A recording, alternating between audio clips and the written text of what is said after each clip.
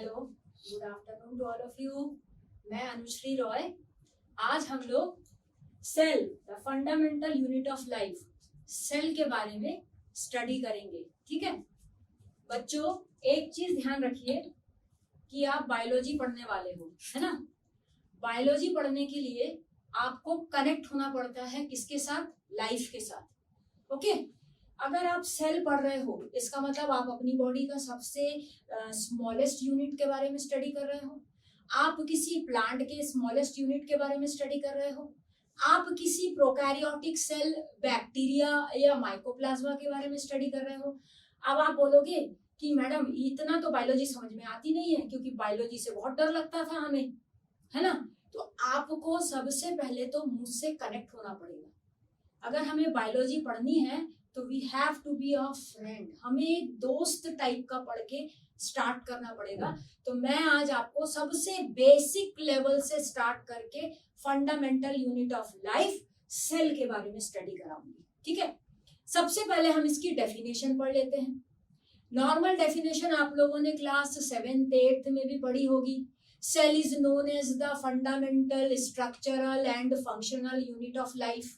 Okay आज हम इसको थोड़ा सा डिटेल में जाके समझते हैं कि what is the actual meaning of fundamental, what is the actual meaning of structural basic unit of life. Okay तो फर्स्ट हम इसके डेफिनेशन को लेके स्टार्ट करते हैं। सेल डेफिनेशन है the cell is the fundamental structural and functional unit of all organism.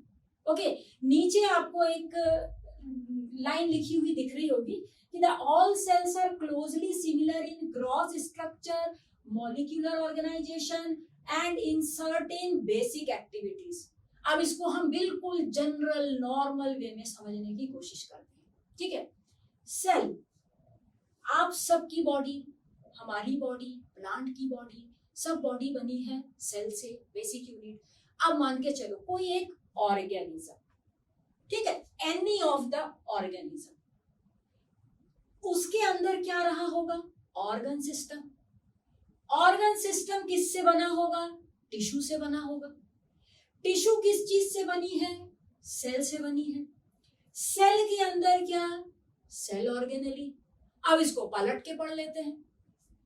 Cell organelle, cell organelle से मिलकर बना है सेल। यहाँ आपको दिख रहा है plant cell, animal cell, prokaryotic cell. Okay ये सारे cell organelles. What is cell organelles? Okay आप देखिए ये डायग्राम मैंने थोड़ा सा अधूरा बना के रखा है, इसको हम थोड़ा सा पूरा करते हैं, फिर ये लाइन मैं पूरी कंप्लीट करूंगी आपको। We are just connecting. Okay आज हम एक सोल कनेक्शन कर रहे हैं, उसके बाद हम इसको फ्लो पे ले आएंगे। मैं आपको बहुत सारे इंपॉर्टेंट टॉपिक्स बताऊंगी, मैं उसको बहुत सारे इंपॉर्टेंट पॉइंट्स बताऊंगी जो हमको सेल से रिलेटेड करने हैं, बहुत इंपॉर्टेंट है वो। ये एक प्लांट सेल है, दिख रहा है आप सबको। प्लांट सेल में ये जो ब्लू कलर से मैंने बनाया है, this is actually vacuole. Okay ये जो है this is known as the nucleus. मान के चलिए बहुत सारे ऐसे फैक्ट्स बताने वाली हूं मैं आपको जो आपने पहले शायद कभी पढ़े नहीं होंगे, इसलिए बहुत ध्यान से सुनिए, बदमाशी नहीं करिए, अच्छे से मुझे देखिए, सुनिए, समझिए। ठीक है, दिस इज एंडोप्लाज्मिक रेटिकुलम। यहां आपको दिख रहा होगा this is Golgi body. Short form में लिख रही हूं, समझ जाएंगे आप लोग, है ना। ये जो आपको दिख रहा है, मैंने ग्रीन कलर से कलर किया हुआ है, दैट इज ये है आपका प्लास्टिड। यहां जो आपको एक स्ट्रक्चर दिख रहा है माइटोकॉन्ड्रिया जैसा दिख रहा होगा, माइटोकॉन्ड्रिया। ठीक है ये दिखा आपको। प्लांट सेल के मैंने कुछ स्ट्रक्चर बताए। सेल ऑर्गेनेली, ये क्या है? सेल ऑर्गेनेली क्या होते हैं बताऊंगी मैं। ये है एनिमल सेल। एनिमल सेल के बीच में आपको एक सर्कल स्ट्रक्चर दिख रहा होगा, that circle structure is known as nucleus. ठीक है, अच्छा आपको यहाँ पे एक रेड कलर का सेल ऑर्गेनेली दिख रहा है, वो रेड कलर का सेल ऑर्गेनेली एक्चुअली है लाइसोसोम। हम सारा स्ट्रक्चर पढ़ने वाले हैं अभी सेल का, एक एक ऑर्गेनेली को उठा के पढ़ेंगे। ये जो छोटा छोटा सा दिख रहा है, it is known as vesicle. Okay छोटा वैक्यूल, जो प्लांट में इतना बड़ा वैक्यूल दिख रहा था, ये है छोटा वैक्यूल, इसको बोलते हैं वेसाइकल। अच्छा, ये कुछ प्लांट के सिमिलैरिटी में कुछ चीज दिख रही है आपको, ये है माइटोकॉन्ड्रिया। मैं हट जाऊंगी अभी बोर्ड के ऊपर पास से, आप लोगों को पूरा इसका स्क्रीनशॉट ले लीजिएगा आप लोग, अच्छे से आपको दिख जाएगा पूरा, है ना। ये ग्रीन कलर का स्ट्रक्चर आपको दिख रहा होगा, this is known as Golgi body, ठीक है। अच्छा, यहाँ पर एक छोटा सा स्ट्रक्चर और दिख रहा है आपको, है ना, ये है आपका सेंट्रियोल। अच्छा, यहाँ ब्लू कलर का structure, that is endoplasmic reticulum. ये हमने प्लांट सेल और एनिमल सेल को पूरी तरीके से लेबल कर लिया। अब हम आते हैं, ये जो एक आपको सेल दिख रहा है बड़ा अजीब सा ऐसे दाढ़ी मूंछ वाला टाइप का दिख रहा होगा, है ना, ये एक्चुअली है बैक्टीरिया, ठीक है। बहुत सारे टाइप के बैक्टीरिया होते हैं, आपको मालूम है। ये बैक्टीरिया काफी बेनिफिशियल भी होते हैं हमारे लिए। लैक्टोबैसिलस बैक्टीरिया दही जमाने के काम में आता है। Staphylococcus bacteria, spirillum bacteria, vibrio bacteria cholera फैलाता है, बहुत खतरनाक बैक्टीरिया होता है। तो दिस इज बैक्टीरिया। ये एक लंबी सी पूंछ जैसी स्ट्रक्चर दिख रही है, that is known as flagella. यहाँ पे रेड कलर का आपको ऐसे कुछ कॉइलिंग स्ट्रक्चर दिख रहा होगा, it is known as DNA, deoxyribonucleic acid. Green colour के कुछ आपको छोटे छोटे सर्कल दिखाई दे रहे होंगे, ये हैं राइबोसोम्स, ओके। अच्छा, यहाँ पे आपको ऐसे बड़ी बड़ी ऐसे कुछ फाइब्रिल्स टाइप की स्ट्रक्चर दिख रही होंगी, that is known as fimbriae pili. ये भी पढ़ने वाले हैं हम लोग, इसके बारे में भी स्टडी करेंगे। तो ऑलमोस्ट एक इंपॉर्टेंट चीज तीनों में जो मैंने अभी तक नहीं बनाई, जो मैंने अभी तक आपको बताई नहीं, देखिए मैं अलग से बताती हूँ आपको, जस्ट देखिए, है ना, ये दिस इज यहां पर भी है और इसके अंदर भी है। ये है एक्चुअली बच्चों साइटोप्लाज्म। बहुत भयंकर भयंकर लग रहे होंगे आपको, लेकिन अभी जब मैं पढ़ाऊंगी तो आपको बहुत मजा आने वाला है सेल को पढ़ने में।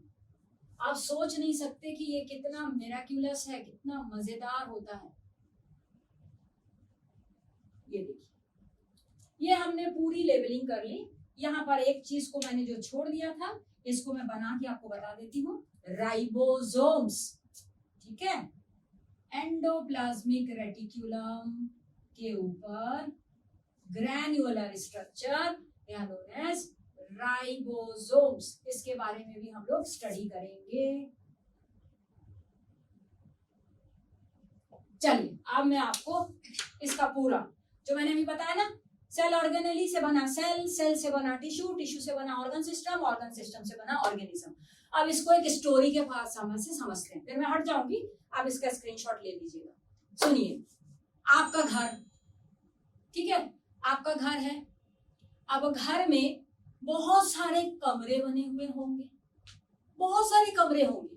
लिविंग रूम है, स्टडी रूम है ना, आप लोगों का डाइनिंग स्पेस होगा, आप लोगों के घर में एक किचन होगा, आप लोगों के घर में टॉयलेट होगा, बहुत सारे कमरे हैं, ओके। अब जैसे कि सेल के अंदर बहुत सारे कंपार्टमेंट्स हैं, छोटे छोटे, ठीक है, जैसे mitochondria, vesicles, nucleus, ribosome, endoplasmic reticulum, lysosome, Golgi body. अब कनेक्ट करते हैं। मान के चलो आपके घर में जो दीवारें हैं, अचानक कोई एक जादूगर आ गया घर में। जादूगर आने के बाद उसने क्या किया, ऐसे चुटकी बजाई, और बजाई तो पूरे वॉल गायब हो गए। अब चिंटू जो है वो बेचारा टॉयलेट में बैठा है, ठीक है। चिंटू का बड़ा भाई बंटी जो है वो पढ़ाई का बात करके स्टडी रूम में बैठ के मोबाइल चला रहा है। मम्मी जो है वो बेचारी किचन में खाना बना रही है, ठीक है। पापा किसी गेस्ट के साथ बाहर बैठे हैं। दादी जो है पूजा घर में बैठ के पूजा कर रही है, अचानक जादूगर ने चुटकी चलाई और पूरे घर के दीवारें गायब हो गई, एक बड़ा सा बस घर का बाहर का दीवार रह गया। अब क्या? चिंटू बोलेगा ये क्या कार्यक्रम हो गया, मैं टॉयलेट में हूँ। बंटी बोलेगा सबको पता चल गया, मैं मोबाइल देख रहा हूँ। मम्मी बोलेगी मैं जो खाना बना रही थी स्पेशल वो सबको पता चल गया। दादी अलग चिल्ला रही है, पूजा कर रही थी, कौन दीवार गायब कर दिया। पापा बोले ये क्या हो गया, हे भगवान, मैंने इतनी मेहनत से इतने पैसे से घर बनाया, दीवारें कौन गायब कर दिया। अब देखिए, सेल भी तो आपके घर जैसा है। सेल एक घर जैसा है, ठीक है, उसमें हर एक कंपार्टमेंट अलग अलग काम कर रहा है, हर एक का एक एक अलग अलग कमरा है। जैसे nucleus genetic material, heredity material है, जनरेशन टू जनरेशन इंफॉर्मेशन पहुंचाता है। सेल डिवाइड करने का काम किसकी वजह से होता है? न्यूक्लियस बहुत इंपॉर्टेंट रोल प्ले करता है। एंडोप्लाज्मिक रेटिकुलम प्रोटीन सिंथेसिस का काम करता है, प्रोटीन प्रोवाइड करता है सेल को, ठीक है, इसका एक अलग कंपार्टमेंट है। ओके, वेसाइकल्स अपने अंदर कचरा वगैरह भरने का, डस्टबिन का काम करता है, दैट इज वेसाइकल। ओके, अब है mitochondria, energy giving cell, ATP के फॉर्म में एनर्जी प्रोवाइड करता है। गोल्जी बॉडी, ग्लाइकोप्रोटीन्स, ग्लाइकोलिपिड्स, मतलब ये good quality proteins, good quality lipids को बना के, लिपिड्स मतलब फैट तेल जिसको बोलते हैं, उसको बना के ये सेल को प्रोवाइड करता है। लाइसोसोम क्या है? लाइसोसोम है सुसाइडल बैग्स, आपने कभी छोटे क्लास में भी पढ़ा होगा। लाइसोसोम का एक्चुअली फंक्शन क्या है कि सेल किसी तरह से कोई फॉरेन मटेरियल मतलब माइक्रो ऑर्गेनिज्म अगर एंटर कर गया तो फॉरेन मटेरियल माइक्रो ऑर्गेनिज्म को खाने का काम, एनगल्फिंग, बायोलॉजी में उसको बोलते हैं एनगल्फिंग करना, ठीक है। सेल के अंदर के कुछ टुकड़े अगर निकल के टूट के बाहर साइटोप्लाज्म में आ गए तो क्या करता है? उसको एनगल्फ कर लेता है, खा लेता है लाइसोसोम। कई बार सेल क्या होती है, पूरी की पूरी डैमेज होने लगती है, काम करना बंद कर देती है, तो लाइसोसोम क्या करती है? लाइसोसोम रप्चर हो जाती है, फट जाती है और पूरे सेल को डाइजेस्ट कर लेती है, खा लेती है। सुसाइडल बैग्स इसीलिए बोला जाता है इनको। तो आप मान के चलो, जैसे मैंने आपको घर बताया कि एक लिविंग रूम है, उसमें एक अलग टाइप का सिस्टम रहता है। किचन है, वहां पे एक अलग सिस्टम रहता है। स्टडी रूम है, वहां एक अलग सिस्टम रहता है। टॉयलेट, वहां एक अलग सिस्टम है। पूजा घर, अलग सिस्टम है। तो हर कमरा जब अलग अलग है, उसका एक अलग अलग रोल है। उसी तरह सेल में ये जितने भी सेल ऑर्गेनेलीज में बोल रही हूँ ना, सबका अलग अलग फंक्शन है। प्लांट सेल में कुछ अलग कमरे हैं, एक बड़ा वैक्यूल जो अपने अंदर सारे वेस्ट मटेरियल को भर के रखता है। जरूरी है, क्यों जरूरी है मैं जब वैक्यूल पढ़ाऊंगी तब बताऊंगी आपको। प्लास्टिड सिर्फ प्लांट सेल में पाया जाता है। Plastid is known as the kitchen house of the cell. Chloroplast, chromoplast, leucoplast, ये हम पढ़ने वाले हैं कितने तरह के, 3 तरह के प्लास्टिड क्या काम करते हैं। तो इसका एक अलग कंपार्टमेंट होना चाहिए ना भैया। ये kitchen house of the photosynthesis का काम कर रहा है। अब मान के चलो कि यहाँ पर ये जो सेल है इसमें सारे ऑर्गेनेली को तुम एक साथ मिक्स कर दो, तो माइटोकॉन्ड्रिया कैसे फंक्शन करेगा? एंडोप्लाज्मिक रेटिकुलम प्रोटीन सिंथेसिस कैसे करेगा? गोल्जी बॉडी बोलेगा भैया मैं कैसे ग्लाइकोप्रोटीन ग्लाइकोलिपिड बनाऊं, कैसे बनाऊं, मेरे को मेरा कमरा दे दो। लाइसोसोम बोलेगा कि मेरे से ना हो पाएगा, हमको तो भैया अलग कमरा दो, नहीं तो हम तो फट जाएंगे और हम तो पूरे सेल को डाइजेस्ट कर लेंगे, हमको अलग कमरा चाहिए, ठीक है। तो जरूरी है, जरूरी क्यों है? सेल प्रॉपरली हर एक ऑर्गेनली जब अपना फंक्शन करता है ना, तो वो प्रॉपरली अपने प्लेस पर रहकर करता है। ऐसे इधर से उधर रोल करके नहीं करता, उसका एक फिक्स जगह होता है। क्यों होता है वो भी पढ़ेंगे सब चीज। आज तो हम सिर्फ एक दूसरे से बातें कर रहे हैं, कनेक्ट कर रही हूं मैं आपको, कि समझा रही हूँ कि देखिए आप अपने घर के साथ सेल को कैसे कनेक्ट करते हैं। ये जो मैंने प्लांट सेल बताया, ये जो मैंने एनिमल सेल बताया, इसमें अभी कुछ और चीजें बताऊंगी मैं आपको। ये आ जाते हैं हम बैक्टीरिया में। बेचारा मान के चलो एक कमरे का घर है, इसके पास कोई अलग अलग और कमरे नहीं है। मतलब आप मान के चलो कि जैसे हॉस्टल लाइफ में क्या होता है, एक कमरा, उसी में एक टेबल लगा है, वहां खाना बन रहा है, वहीं पे एक छोटा सा बिस्तर लगा है, वहां पे सो जाते, वही लिविंग रूम, वही बेडरूम, वहीं पे 2-4 फोटो लगी हुई हैं दीवारों पे, वहीं हम अगरबत्ती जला लेते हैं। हॉस्टल में और करते क्या, एक टेबल है, वहां पढ़ने का टेबल है, एक टेबल है वहां खाने का भी है, और एक टेबल है जहाँ पे किचन है। मतलब एक बस छोटा सा कमरा, उसमें कुछ कुछ चीजें पड़ी हुई हैं जो इम्पोर्टेंट है, जरूरी वाली चीजें। तो ये एक कमरे का घर मान के चलो। ये है बहुत सारे कमरे के घर। तो जो बहुत सारे कमरे के घर है, एडवांस क्वालिटी का घर। ये थोड़े से सिंपल टाइप का घर, ठीक है। तो जो एडवांस क्वालिटी का घर है, that is known as the eukaryotic cell. हम इसकी डिटेल स्टडी करने वाले हैं। एक कमरे का घर, हॉस्टल में जब आप रहोगे तो एक ही कमरा मिलने वाला है आपको, और वो भी शेयरिंग करना पड़ेगा आपको, ठीक है। तो वो प्रोकैरियोटिक सेल, बहुत सिंपल ऑर्गेनिज्म लेकिन बहुत इंपॉर्टेंट ऑर्गेनिज्म। हॉस्टल लाइफ तो आपको पता है, एक कमरे में हम अपनी पूरी जिंदगी जी लेते हैं कुछ सालों में, और हमेशा याद रह जाती है। बस अपने आप से कनेक्ट करिए, अपने आप से, ठीक है। सेल ऑर्गेनेलीज जो मैंने अभी बताया आपको, इन सब से मिलकर बना क्या, सेल। देख रहे हो आप, ठीक है। अब इन सब सेल ऑर्गेनेलीज से मिलकर बना है सेल। बहुत सारे सेल जब आपस में जुड़ जाएंगे तो वो बनेंगे टिश्यू। ओके, टिश्यू क्या, tissue epidermal tissue, skin epidermal tissue. Okay, squamous epithelium, बहुत सारे टिश्यूज के बारे में हम लोग पढ़ेंगे जब टिश्यू वाले चैप्टर में आएंगे। एक सिंपल, स्किन एक टिश्यू है, हार्ट एक टिश्यू से मिलकर बना है, आपका स्टमक एक टिश्यू से मिलकर बना है, आपका किडनी एक टिश्यू से मिलकर बना है, ओके, लंग्स टिश्यू से मिलकर बने हैं, ओके, आपका पूरा digestive system, small intestine, large intestine, brain tissue से मिलकर बना है, तो वो होगा टिश्यू। लेकिन वो आगे क्या और तोड़ोगे तो बनेंगे सेल। वो सेल के अंदर आप देखोगे तो cell organelle, nerve cell, neuron cell, kidney cell, बहुत सारे टाइप के जिनको न्यूरॉन सेल बोला जाता है, हार्ट की सेल्स, कार्डियक सेल्स, ओके। तो ये स्किन की सेल्स, एपिडर्मल सेल्स, ओके, ये सारी चीजें पढ़ने वाले हैं। अब ये जो टिश्यूज हैं इनको जोड़ के बनेगा ऑर्गन सिस्टम। ऑर्गन सिस्टम क्या, डाइजेस्टिव सिस्टम एक पूरा ऑर्गन सिस्टम है, रेस्पिरेटरी सिस्टम एक पूरा ऑर्गन सिस्टम है, एक्सक्रीटरी सिस्टम एक पूरा ऑर्गन सिस्टम है, सर्कुलेटरी सिस्टम एक पूरा सिस्टम है। अब आपको एक सिस्टम बता देती हूँ, डाइजेस्टिव सिस्टम।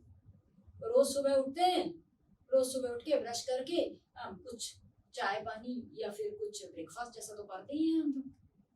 कैसे करते हैं, डाइजेस्टिव सिस्टम में जाता है ना भाई, हम मुंह से खाएंगे, चाय पिएंगे, कुछ बिस्किट खाएंगे, या कभी हमने कुछ बढ़िया नाश्ता वास्ता बना तो उसको खाया। जब हमने खाया तो वो किस सिस्टम में गया, मुंह से खाया, ईसोफेगस जिसको फूड पाइप, खाद्य नली बोलते हैं, उससे नीचे गया, स्टमक में आया, पेट बोलते हैं, पेट से जब आधा चर्ण हुआ, चर्ण मतलब आधा चाइन, मतलब आधा मिक्स हो गया फूड, तो वो आगे ड्यूडेनम से होता हुआ स्मॉल इंटेस्टाइन में पहुंच गया।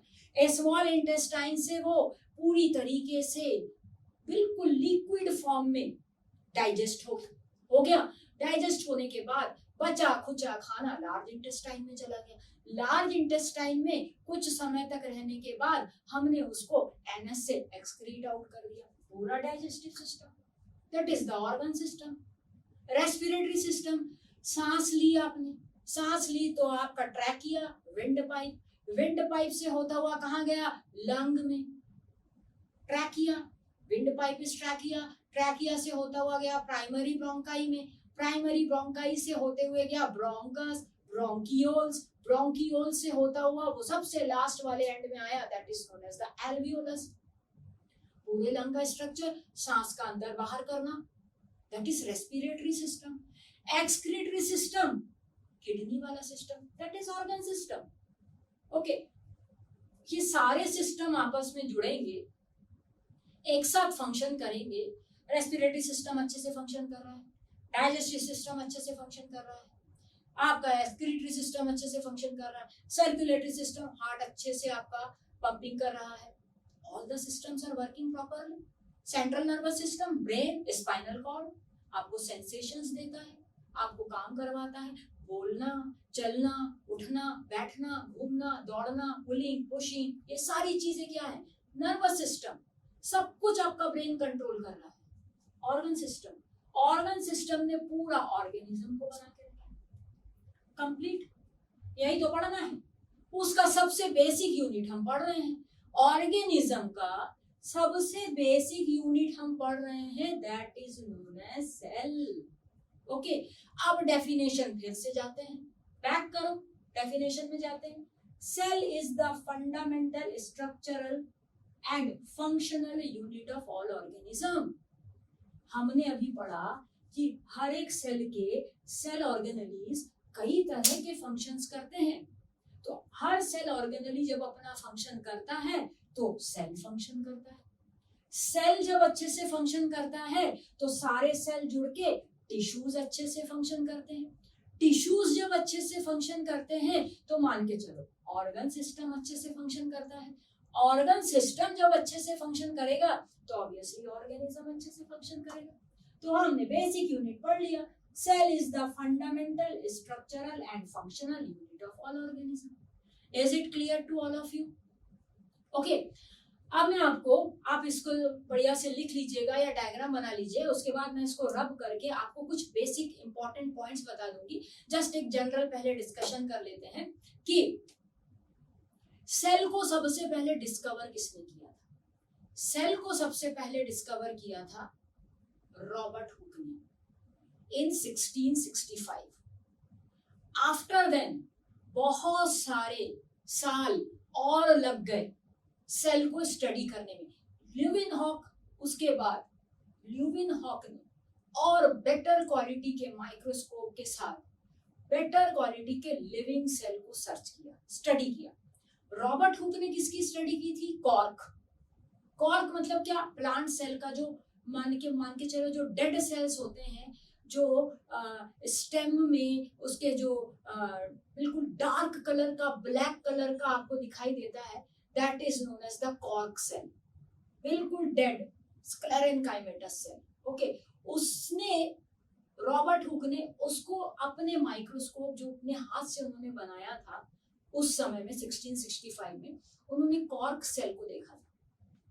उन्होंने क्या देखा कि कुछ जैसे मधुमक्खी का छत्ता होता है ना, मधुमक्खी के छत्ते में कभी आप ध्यान से देखिएगा, पास मत चले जाइएगा, मधुमक्खी है वो, है ना, आपकी दोस्त नहीं है, पास मत जाइएगा, पिक्चर देख लीजिएगा, फोटो देख लीजिएगा, ठीक है, गूगल में सर्च करके।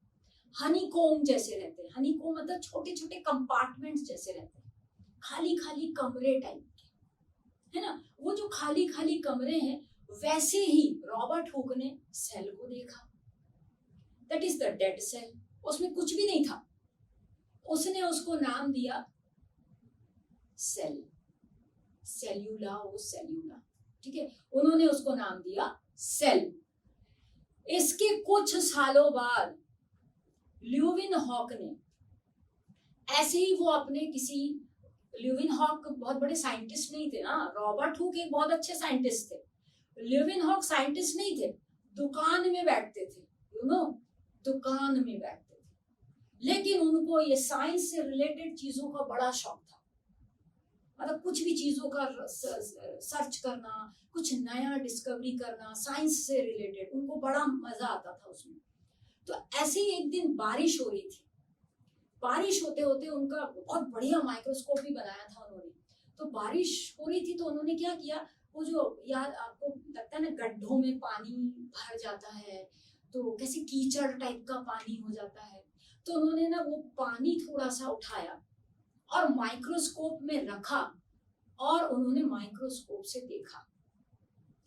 जब उन्होंने देखा तो उन्होंने कुछ लिविंग बॉडीज को मूवमेंट करते हुए देखा, कुछ लिविंग बॉडीज, तो उन्होंने फिर क्या डिस्कवरी की, सेल लिविंग है, मतलब उन्होंने लिविंग सेल्स की डिस्कवरी की।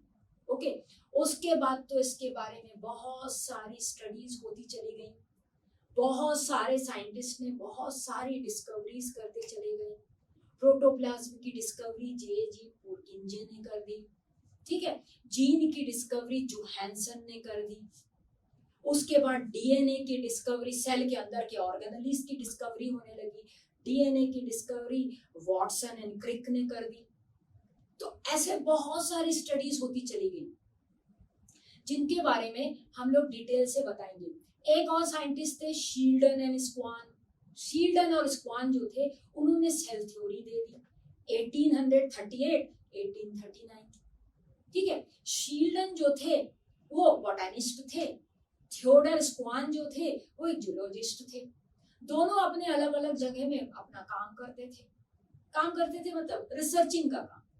वो अपना अलग बॉटनी प्लांट्स के साथ रिलेटेड रिसर्चेस कर रहे हैं, थियोडर स्क्वान जो है वो अपना जूलॉजी से रिलेटेड एनिमल्स के ऊपर रिसर्च करते रहते थे। इन दोनों ने अपने जो भी हाइपोथेसिस दिया, इन्होंने जो भी स्टडी की, अपने जो एक्सपेरिमेंट्स किए, उनको जब सब साइंटिस्ट के सामने रखा तो स्टडी की गई। तो दोनों प्लांट और एनिमल को लेके सेल के बारे में स्टडी कर रहे थे। फिर इन दोनों ने मिलकर सेल थ्योरी दी, ठीक है। सेल थ्योरी क्या है? सेल थ्योरी ये है कि सारे जो सेल्स हैं वो अराइज होते हैं प्री एग्जिस्टिंग सेल से। प्री एग्जिस्टिंग सेल से मतलब क्या? ये एक सेल है, this is a cell, okay. ये जो सेल है ये जब डिवाइड करेगा या जब ये रिप्रोडक्शन करेगा तो ये क्या करेगा? एक नए सेल को डिवाइड करेगा। इस सेल से क्या बने? नए सेल्स बने, रिप्रोडक्शन हुआ तो नया सेल बना। ये सेल जब डिवाइड होगा तो ये एक नए सेल को रिप्रोडक्शन करेगा। ये सेल जब रिप्रोडक्शन करेगा तो एक नया सेल बनेगा। तो उनका क्या कहना था? जो भी सेल आज है, ठीक है, वो कैसे आया? किसी प्री एग्जिस्टिंग सेल की वजह से आया। पहले कोई सेल था, उसकी वजह से ही आज का सेल है। Pre existing cell. सेल जो है वो basic fundamental unit of life है, ये भी उन्होंने बताया। It is a basic fundamental unit of life. क्या basic fundamental unit of life? Cell के अंदर के जितने कंपार्टमेंट्स हैं ये जब प्रॉपर फंक्शन करते हैं तो सेल फंक्शन करता है। सेल जो फंक्शन करता है तब टिश्यू फंक्शन करता है। टिश्यू जब फंक्शन करता है तो ऑर्गन सिस्टम फंक्शन करता है। ऑर्गन सिस्टम जब फंक्शन करता है तो ऑर्गेनिज्म फंक्शन करता है। वहीं लेके वहीं पहुंच गए हम फिर से। तो हम क्या पढ़ रहे हैं? Basic unit of life cell. Schleiden और स्क्वान ने क्या बोला था कि every cell arises from the pre existing cell. All the cells are known as, or the cell is known as the basic unit of life. Okay, इसी fundamental को विरकाओ ने 1838-39 में किसने दिया था? शील्डन एंड स्क्वान ने। इसी थ्योरी को फर्दर आगे किसने बढ़ाया, एक्सपैंड किसने किया? विरकाओ ने। विरकाओ ने कब एक्सपेंड किया इसको? 1855 में। और उन्होंने बोला कि शील्डन और स्क्वान ने जो भी चीजें बताई हैं वो बिल्कुल सही है। The cell arises from the pre-existing cell. हम कहाँ से आए? हमारे पेरेंट्स से। हमारे पेरेंट कहाँ से आए? उनके पेरेंट्स से, जो आज हमारे दादा दादी हैं। हमारे दादा दादी कहाँ से आए? उनके पेरेंट्स से, जो हमारे परदादा परदादी हैं। ओके, तो परदादा परदादी आज तो नहीं है लेकिन हम तो है। लेकिन हम हैं तो उसी जीन पूल का हिस्सा। जब परदादा रहे होंगे तभी तो दादा आए, दादा आए तभी तो पापा आए, पापा आए तभी तो हम हैं। हम आगे रिप्रोडक्शन करेंगे तो हमारी जनरेशन आगे जाएगी। इट्स सिंपल, बिल्कुल सही, क्लियर है। ओके, आप मेरे साथ कनेक्ट होके पढ़िए। ये जस्ट एक सिंपल सा लेक्चर था जिसको कि मैं आपको बताना चाह रही थी कि बायोलॉजी जो है ना, ये हार्ड नहीं होती, हम बना के रख देते हैं। आप में से कई बच्चे बोलते हैं बाप रे मैडम बहुत भयंकर भयंकर नाम है, lysosome, ribosome, cytoplasm, vacuole, mitochondria, fimbrin, pili, ऐसा लगता है बड़े बड़े राक्षसों के नाम है ये। राक्षस वाक्षस कुछ नहीं है, आप ही के सेल के अंदर के कंपार्टमेंट्स हैं, छोटे छोटे सेल ऑर्गेनेलीज जो आपको फंक्शन करवा रहे हैं। इनको बस प्यार से समझ लीजिए, बहुत इजी हो जाएगा समझना। अब एक और इम्पॉर्टेंट चीज, ये जो मैंने बताया प्लांट सेल, ये जो मैंने बताया एनिमल सेल, और ये था अपना प्रोकैरियोटिक सेल। अच्छा, इन तीनों में एक बहुत एक कॉमन चीज है, देखो ये प्लांट और एनिमल सेल है यूकैरियोटिक सेल, ये बैक्टीरिया जो है ये है प्रोकैरियोटिक सेल।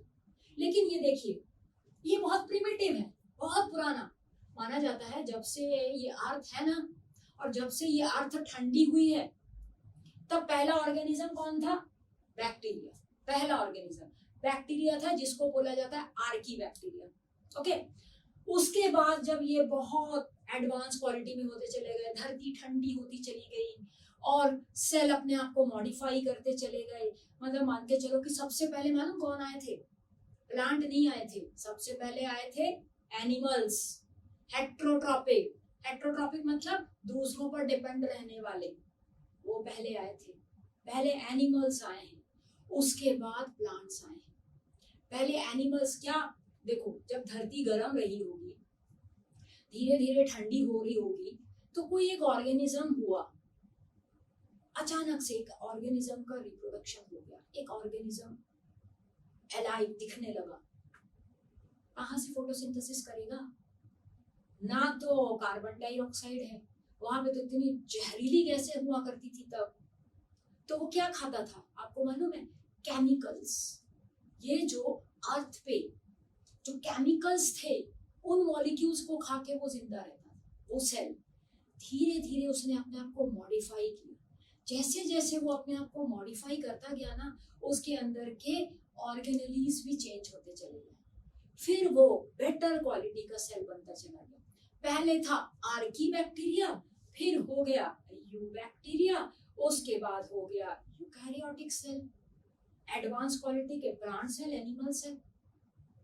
उसके बाद आया आपका प्लांट सेल, जिसमें फोटोसिंथेटिक पिगमेंट प्लास्टिड था, जिसने फोटोसिंथेसिस करना शुरू किया। ये बहुत कई लाखों साल बाद की बात है। तब जाके प्लांट, पूरी धरती ठंडी हो चुकी थी, पानी ओशियंस में भर चुका था, सेल अपने आप को चेंज कर चुका था। ये सब इवोल्यूशन की बातें हैं, सब एक दूसरे से इंटरकनेक्टेड। ओके, तो हम वहां तक नहीं जाके, वो बाद में समझाऊंगी, हम बैक आते हैं। मैंने आपको बोला यूकैरियोटिक और प्रोकैरियोटिक में सबसे कॉमन चीजें क्या है? देखो कॉमन चीजें क्या है, ये देखिए। कॉमन चीज ये है कि प्लांट सेल में प्लाज्मा मेम्ब्रेन है। ओके, एनिमल सेल में भी प्लाज्मा मेम्ब्रेन है, कॉमन है ये, ठीक है। अच्छा, ये जो बैक्टीरिया है ना, इसके पास भी प्लाज्मा मेम्ब्रेन है, ठीक है। ये जो मैं अभी बना रही हूं, ये भी प्लाज्मा मेम्ब्रेन है, और उसके ऊपर है उसका सेल वॉल, जिसको कि हम ग्लाइकोकैलिक्स से बना हुआ कैप्सूल बोलते हैं। बैक्टीरिया में सारी चीजें पढ़ाऊंगी, डरो मत, सब धीरे धीरे समझ में आ जाएगा। ये भी तो है प्लाज्मा मेम्ब्रेन, आपने देखा। चाहे आप बोलो प्रोकैरियोट या बोलो यूकैरियोट, तीनों में, प्लांट, एनिमल और प्रोकैरियोटिक सेल में एक चीज कॉमन है, प्लाज्मा मेम्ब्रेन। और दो चीज कॉमन है, दो और चीज बहुत कॉमन है, और ये बेसिक, किसी भी सेल का बेसिक यूनिट है। सेल का भी बेसिक यूनिट, सेल का बेसिक यूनिट। अभी मैंने ऑर्गेनिज्म का बेसिक यूनिट नहीं बोला आपको, मैंने बोला सेल का बेसिक यूनिट। सेल में तीन बहुत स्पेशल चीजें रहती हैं, प्लाज्मा मेम्ब्रेन। ओके, दूसरा देखिए, देखिए जो मैंने बताया था आपको, साइटोप्लाज्म। साइटोप्लाज्म। मैं दोबारा लिख रही हूँ, यहाँ लिखा हुआ था, फिर भी आपको समझाने के लिए, है ना। ये देखिए, साइटोप्लाज्म प्लांट सेल में भी रहता है, एनिमल सेल में भी रहता है। अच्छा, साइटोप्लाज्म तो इसमें भी रहता है, प्रोकैरियोटिक के सेल में भी साइटोप्लाज्म रहता है। ओके, ये भी रहता है। दूसरी इंपॉर्टेंट बेसिक यूनिट सेल की, इंपॉर्टेंट थर्ड इंपॉर्टेंट चीज, तीनों सेल में है। बाकी कुछ कुछ चीज में इधर इधर में ये नहीं है, उसमें उधर नहीं है, ये बहुत सारी चीजें, लेकिन तीन चीज तीनों में कॉमन है भाई। तीसरा, न्यूक्लियस। न्यूक्लियस मतलब क्या? इसके अंदर का genetic material, genetic material, DNA. Okay, DNA, DNA nucleus plant में भी रहता है, ये भी एक इंपॉर्टेंट चीज है। देखिए, इसमें भी है, this is also very important. इसके अंदर भी तो क्रोमैटिन फाइबर्स हैं। This is known as the genetic material, जो एक जनरेशन से दूसरी जनरेशन में फॉरवर्ड होता है, हेरिडिटी मटेरियल होता है। आप लोगों को आगे की हायर स्टडीज में जब आप 10th में जाओगे तो इसको भी पढ़ोगे आप। तो न्यूक्लियस कॉमन, देखो यहाँ न्यूक्लियस नहीं है बेटा, न्यूक्लियस नहीं है, लेकिन जेनेटिक मटेरियल है। मैंने लिखा ना यहाँ पे डीएनए, डीएनए है, बाकी कुछ भी चीज कॉमन नहीं है। देखो, इसमें प्लास्टिड है तो इसमें प्लास्टिड नहीं है, इसमें तो है ही नहीं, ठीक है। इसके अंदर, इसमें बड़े बड़े वैक्यूल हैं, इसके अंदर छोटे छोटे वेसिकल्स हैं, इसमें कुछ नहीं है, ठीक है। तो कुछ चीजें हैं, कुछ चीजें नहीं है, लेकिन तीन चीजें बिल्कुल कॉमन है तीनों में। जब से सेल बना है, जब से सेल आपको इस एग्जिस्टेंस में आया है, इस धरती पर, इस अर्थ पर, तब से प्रोकैरियोटिक बोलो, यूकैरियोटिक बोलो, एनिमल बोलो, प्लांट बोलो, बैक्टीरिया बोलो, माइकोप्लाज्मा बोलो, कोई सा भी सेल बोलो, चाहे वो बहुत हायर वर्टिब्रेट का सेल हो जैसे हमारे ह्यूमन बींग्स, मैमल्स, या फिर लोअर इनवर्टिब्रेट्स का सेल हो, प्लेटीहेल्मिन्थस, पोरीफेरा, कुछ भी, जैसे कोई सा भी ऑर्गेनिज्म, ये तीनों चीजें कॉमन है। ओके, एक तो है आपका साइटोप्लाज्म, दूसरा है आपका प्लाज्मा मेम्ब्रेन, तीसरा है आपका डीएनए, तीनों में प्रेजेंट है। ओके, तो बच्चों आज यहां तक का था हमारा एक्सप्लेनेशन। अब मैं आपको कुछ इंपॉर्टेंट फैक्ट्स लिख के दे रही हूं, उन फैक्ट्स को प्लीज या तो आप इसको स्क्रीनशॉट कर लीजिएगा या प्लीज अपने नोट्स कॉपी में लिख लीजिएगा, क्योंकि ये बहुत इंपॉर्टेंट है। और 9th आपका ना बेस है। आप लोग जब 9th 10th पढ़ के 11th में जाते हो, तो जब सब्जेक्ट्स अपने चूज करते हो, तो स्पेशली जो साइंस के बच्चे हैं, जो जैसे बायोलॉजी लेने वाले हैं, तो मान के चलो यही सेल जो चैप्टर है ना, यही 11th में हम फिर से पढ़ते हैं, थोड़ा डिटेल में पढ़ते हैं। तो अगर हमको बेसिक नॉलेज ही नहीं पता होगा, हमें उसकी डेफिनेशन का ही क्लियरेंस नहीं रहेगा, हमें यही नहीं पता रहेगा कि सेल का डेफिनेशन का मतलब क्या होता है, तो हम बायोलॉजी लेके कैसे पढ़ पाएंगे, है ना। तो हमें बहुत ध्यान से पढ़ना है। मैं आपको कुछ इंपॉर्टेंट फैक्ट्स लिख के दे रही हूँ, इंपॉर्टेंट, वेरी इंपॉर्टेंट पॉइंट्स हैं, उनको प्लीज लिख लीजिएगा और उनको संभाल के रखिएगा, क्योंकि ये आपके एग्जाम पर्पस के लिए भी बहुत इंपॉर्टेंट है। और आपको आगे जब आप बायोलॉजी लेके आप नीट की तैयारी करोगे या आपको कुछ और एग्जाम्स वगैरह देना है, तो ये भी आपको बहुत इंपॉर्टेंट फायदा करेगा, ठीक है। Okay, thank you. चलिए बच्चों, मैंने अभी आपको बताया था कि हमने बहुत सारी चीजों को पढ़ा। मैंने बोला था कि मैं कुछ इंपॉर्टेंट पॉइंट्स लिख के दूंगी आपको, उन इंपॉर्टेंट पॉइंट्स को या आप लिख लेंगे या इसका स्क्रीनशॉट ले लीजिएगा और ये अपनी कॉपी में संभाल के रखिए, ये बहुत इंपॉर्टेंट पॉइंट्स हैं, ठीक है। आपके मल्टीपल चॉइस क्वेश्चंस बनेंगे, फिल इन द ब्लैंक्स बनेंगे, आपके वन वर्ड के आंसर्स बनेंगे, तो आपको बहुत इंपॉर्टेंट है ये सारे पॉइंट्स, वेरी इंपॉर्टेंट पॉइंट्स मैंने लिख दिया। पहला point, study of cell is known as cytology. Cyto का मतलब होता है सेल, लॉजी का मतलब होता है स्टडी, ठीक है। किसी भी चीज की study, that is known as the logy. Bio का मतलब लाइफ, लॉजी मतलब स्टडी, बायोलॉगस लाइफ की स्टडी, जीव विज्ञान, वनस्पति विज्ञान, प्लांट की स्टडी, वनस्पति विज्ञान, एनिमल की स्टडी जीव विज्ञान, साइटो सेल, साइटो का मतलब होता है सेल, लॉजी मतलब स्टडी, सेल की study, study of cell is known as cytology. Term cytology is given by Hertwig. Hertwig नाम के साइंटिस्ट थे, उन्होंने सबसे पहले टर्म साइटोलॉजी को दिया था, ठीक है। Father of cytology, father of cytology, सबसे पहले सेल को किसने ढूंढा? रॉबर्ट हुक ने। कब ढूंढा? 1665 में। तो पहला फादर ऑफ साइटोलॉजी कौन होगा? रॉबर्ट हुक ही होंगे। रॉबर्ट हुक ने सबसे पहले डेड सेल्स में, मैंने जो आपको पहले बताया था कि कॉर्क की सेल्स में हनीकॉम्ब जैसे स्ट्रक्चर्स को देखा था और उन्होंने नाम दिया था उसको सेल्यूला। सेल्यूला का मतलब होता है little compartment, that is known as cell, okay. Robert Hooke, Robert Hooke ने एक बुक लिखी थी, is the author of a book Micrographia. ये उनकी वो बुक थी उन्होंने इसमें वो सारी डिटेल्स लिख के दी थी जो उन्होंने सेल की स्टडी के दौरान रिसर्च की थी, वो सारी चीजें इस बुक में लिखी हुई थी। फादर ऑफ मॉडर्न साइटोलॉजी, नए साइटोलॉजी को किसने दिया? स्वैनसन, ठीक है, स्वैनसन ने दिया है। ये उन बच्चों के लिए हैं, ये कुछ एक्स्ट्रा पॉइंट्स हैं, ये उन बच्चों के लिए हैं जो अपने आप को एनटीएससी की तैयारी के लिए तैयार कर रहे हैं, ठीक है, ये एक्स्ट्रा पॉइंट्स हैं, ओके। और आपको तैयारी करनी भी चाहिए क्योंकि आप कर सकते हो। Next point, cell theory was given by Schleiden and Schwann. इसके बारे में अभी हमने बताया, शील्डन कौन थे, स्क्वान कौन थे, मैंने अभी आपको इसकी पूरी डिटेल बताई। शील्डन एंड स्क्वान ने 1838 1839 में सेल थ्योरी दी, मैंने आपको सेल थ्योरी भी बताई, मैं उसको लिख के भी दूंगी। नेक्स्ट क्लास में हम सेल थ्योरी से फिर से शुरू करेंगे। Cell theory was extended by Rudolf विर्काउ।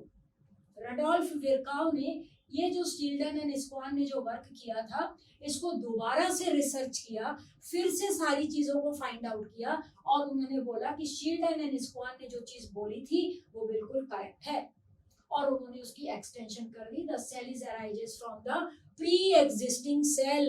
जैसे मैंने बताया, आज आपको किससे आए? आपके पेरेंट से। आपके पेरेंट कहाँ से आए? उनके पेरेंट से। उनके पेरेंट कहाँ से आए? उनके वाले पेरेंट से। तो आप कहाँ से आए? आपके पापा से। आपके पापा आपके दादाजी से, आपके दादाजी आपके परदादाजी से। तो कंटिन्यूअसली ये जनरेशन चल रही है। Cell arises from the pre existing cell, okay. Organism arises from the pre-existing organism. Okay. Now, Antony van Leeuwenhoek, मैंने आपकी इसकी स्टडी बताई थी। एंटोनी वॉन लीवेनहॉक साइंटिस्ट नहीं थे, लेकिन उन्हें साइंस पे बहुत इंटरेस्ट था। तो 1674 पे देखिए, रॉबर्ट हुक ने किया है 1665, लीवेनहॉक ने वर्क किया 1674। रॉबर्ट हुक एक इंग्लिश साइंटिस्ट थे, यू नो, एक ऑथेंटिक इंग्लिश साइंटिस्ट। इनके पास उतना अच्छा माइक्रोस्कोप नहीं था जितना अच्छा माइक्रोस्कोप लीवेनहॉक ने बनाया हुआ था। लीवेनहॉक ने 1674 में किस चीज की डिस्कवरी कर डाली? फ्री लिविंग सेल्स की। लिविंग सेल्स को देखा इन्होंने, जबकि ये साइंटिस्ट नहीं थे। बाद में इनके वर्क के लिए इनको साइंटिस्ट दिया गया, इनको साइंटिस्ट अवार्ड किया गया, ओके। रॉबर्ट ब्राउन ने 1831 में न्यूक्लियस की डिस्कवरी की थी। तब बहुत अच्छी क्वालिटी के बेटर माइक्रोस्कोप आ चुके थे। बेटर माइक्रोस्कोप आने से क्या हुआ है? सेल के अंदर के भी सेल ऑर्गेनेलीज की स्टडी इजी हो गई थी, ठीक है। Nucleus from the root cell of orchid. Orchid का प्लांट देखा होगा आपने। ऑर्किड जो होता है ना, उसके सेल की स्टडी जब वो कर रहे थे, तब उन्होंने उस सेल के अंदर कुछ डॉटेड स्ट्रक्चर देखा। उस डॉटेड स्ट्रक्चर को जब उन्होंने स्टडी किया तो बोला ये तो न्यूक्लियस है, brain of the cell, okay. J Purkinje 1839 में coin the term protoplasm. What is protoplasm?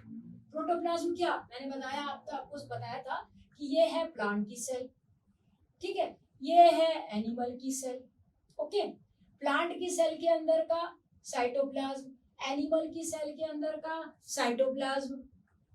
Plant के अंदर न्यूक्लियस, ये तो वैक्यूल हो गया, यहाँ पे लगा लो, यहाँ पे न्यूक्लियस, छोटा सा न्यूक्लियस रहता है प्लांट में।